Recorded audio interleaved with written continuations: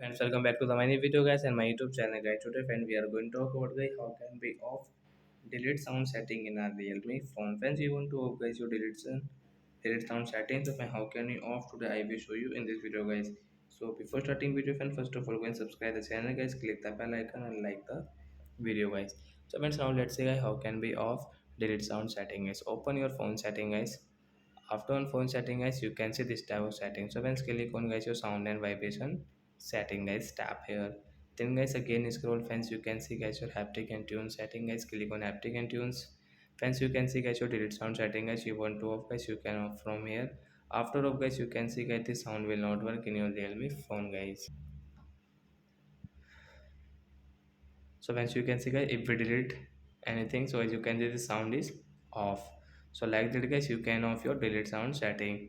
So that's it guys, thanks for watching the video guys. Now we will meet on the next video. Bye bye friends.